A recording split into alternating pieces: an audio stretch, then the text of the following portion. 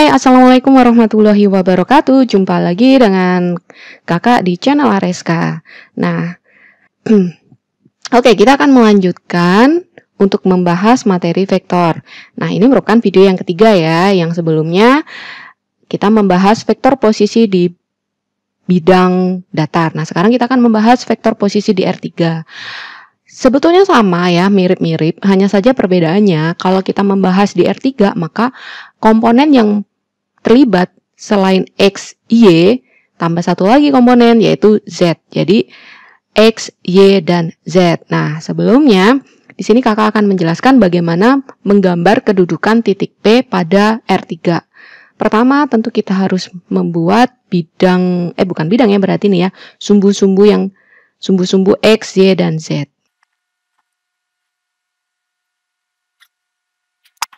Oke, adik-adik perhatikan ya, kalau misalnya kita ingin menentukan kedudukan titik P pada R3, maka kalian harus kenal dulu sumbunya. Selain sumbu X dan sumbu Y, ada satu lagi sumbu, yaitu sumbu Z.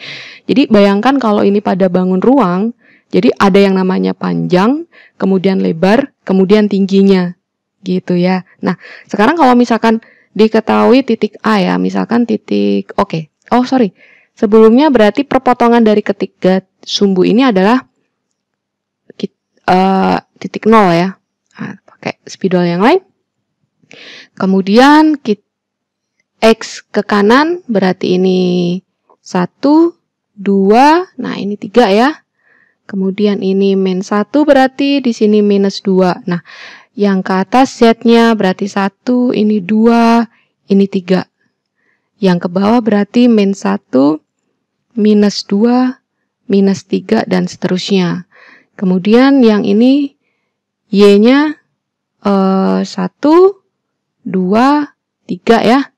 1, 2, 3. Nah, yang menjorok ke sana berarti yang negatif. Nah, sekarang kita akan coba ini min 1, min 2, dan seterusnya ya. Min 2. Oke, nah sekarang coba kalian imajinasikan dari sumbu X, Y, dan Z ini akan membentuk berapa ruang? Ayo, kelihatan nggak? Kalau pada sumbu X, Y, dan Z ya, di sini sumbu X dan Y ya. Di sini kalian akan mendapatkan 4 ruang ya. X positif, Y positif. Kuadran 1. X negatif, Y-nya positif kuadran 2. X negatif, Y negatif kuadran 3. X positif, Y negatif kuadran 4. Nah, begitu kan? Nah, sekarang kalau misalkan pada R3, maka kalian akan mendapatkan berapa ruang? Iya, betul. 8 ya. Apa saja? X, Y, dan Z positif.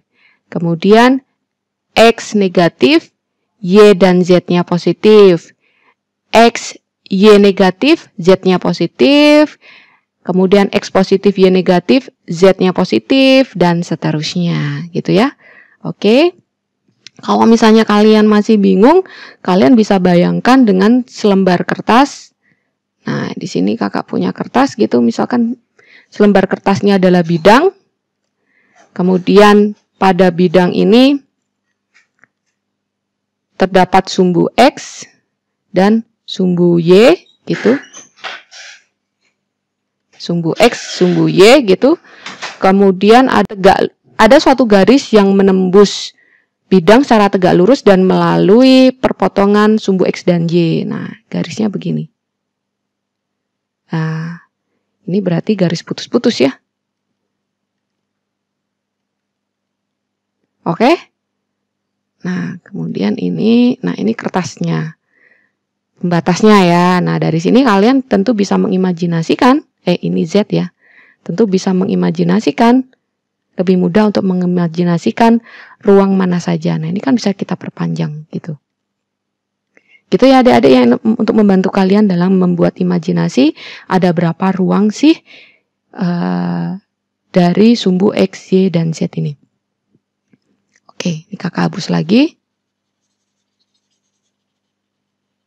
Nah, sekarang kalau misalkan kita akan menentukan kedudukan titik P gitu ya. Titik P misalkan 1, kemudian minus 2, kemudian 3. Nah, ini posisinya di mana ini gitu. Tentu X-nya berada di 1 ya. Kemudian Y-nya di 2 gitu. Berarti kalian bikin garis yang sejajar dengan sumbu Y. Nah, menuju ke titik sejajar dengan min 2. Nah, berarti posisinya di sini ya. Dari sini bukan berhenti, tapi kalian langsung naik ke atas ke sumbu Z. Sejauh 3 langkah ya. Nah, gunakan perspektif dimensi 3. Gunakan perspektif dimensi 3 sehingga ini kurang lebih begini ya, ini perjalanannya dari sini kemudian ke atas 3 langkah. Nah, rada ke atas nih. Nah, disinilah titik P. Disinilah titik P. Tuh, ya kan? Yaitu 1, kemudian min 2, dan 3. Nah, ini Kakak hapus. Lalu, cara kita membuat vektor posisi titik P adalah tarik garis dari pangkal titik O, ya, dari titik pangkal yaitu titik O, menuju ke P. Nah, berarti kita tarik garis dari titik O. Nah, kemudian kita tinggal beri panah, panahnya ke sini. Nah, inilah vektor posisi P, kita beri nama P kecil. Oke, lalu bagaimana cara menuliskan vektor posisi P? Nah, ini ya, vektor posisi P kita tulis ke dalam vektor kolom. Komponen yang terlibat untuk kedudukan titik P dengan koordinat 1, min 2, 3, kalau kita tuliskan ke dalam vektor posisi P, berarti bagaimana dari titik O menuju ke P sama melakukan perjalanan searah sumbu X 1 langkah, kemudian melakukan perjalanan sumbu Y sebanyak 2 langkah mundur ya, berarti kalau ke sana negatif, dan melakukan perjalanan 3 langkah ke atas. Nah, berarti komponen yang terlibat ini ya, 1, min 2, 3. Nah, ini kita tuliskan vektor posisi P ke dalam kolom. Kalau kita tuliskan ke dalam bentuk basis, ya berarti tinggal untuk X basisnya I gitu, untuk Y basisnya J berarti min 2J, dan untuk Z basisnya K berarti plus 3K. Nah, ini cara menuliskan ke dalam bentuk basis. Ini ditulis ke dalam bentuk vektor kolom. Dan ini ditulis ke dalam bentuk vektor basis. Nah, gitu ya adik-adik ya. Tahu ya perbedaannya ya. Sehingga sama saja dengan vektor posisi di bidang XY. Hanya saja perbedaannya yang sekarang ditambahin lagi yang ke atas. Fungsi. Yaitu komponen Z-nya. Jadi ibaratnya ada panjang, lebar, tinggi gitu. Nah, sekarang kakak akan punya satu titik lagi, misalkan titik R ya. Titik R misalkan di mana di sini. Oke. Titik R ya, tulis dulu deh, ntar bingung. Titik R misalkan 2,2, min 2 gitu ya. Berarti X-nya 2 gitu kan. Kemudian Y-nya 2 berarti melangkah ke sini gitu. Sejajar dengan sumbu Y. Nah, yang ini kita tarik ting-ting-ting gini ya. Nah, kemudian turun ke bawah 2 langkah. Kurang lebih di sini. Nah, gunakan perspektif dimensi 3 ya. Berarti di sini. Nah, ini titik R. Ini titik R. Yaitu 2, min 2. Nah, sehingga untuk menentukan vektor posisi titik R, berarti kita tinggal tarik garis dari pangkal 0 ke R. Kita gunakan spidol warna yang lain, warna merah. Oke. Ini titik R. Coba adik-adik kalian sendiri ya, tentukan atau gambarkan kedudukan titik, ini soal nih ya, latihan nih berarti, titik S atau titik Q di min 1, 2 sama 2, min 1, 2, 2. Kemudian B titik S di minus 2, kemudian min 1, min 1, 3. Nah, coba kalian gambarkan kedudukan titik Q dan S. Oke, sudah? Nah, kita coba ya. Benar nggak ya kedudukan kalian? Titik Q di mana ya? Titik Q berarti X-nya min 1. Y-nya 2, berarti kita tarik garis dari ini ya, sejajar gitu dengan 2. Nah, gunakan perspektif dimensi 3. Di sini berarti pas. Kemudian, 2. Berarti naik 2 langkah. 2 langkah. Nah, kira-kira di sini. Di sini nih. Ini titik Q. Gitu. Kemudian, titik S. Min 2. Berarti dari sini, min 2. Min 1 berarti mundur ke sana ya, min 1, pas min 1, kemudian naik 3 langkah. Nah, di sini kurang lebih, yaitu titik S. Oke adik-adik, kalau PQRS kalian hubungkan berarti akan membentuk bidang PQRS ya. Nah, tapi sekarang kakak akan membahas ini, bagaimana menentukan vektor posisi PR ya. Sama dengan saat kita membahas di bidang R2. Sama persis.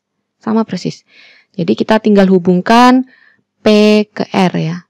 Dari titik P ke R, suatu garis berarah dan kita tinggal beri panah ke sana, panah arah ke R. Nah, inilah akan menjadi vektor posisi PR. Karena kalian hubungkan dari titik P ke titik R. Nah, berdasarkan penjumlahan secara geometri, PR ya dari P ke R, kita peroleh PR sama dengan PO ditambah OR.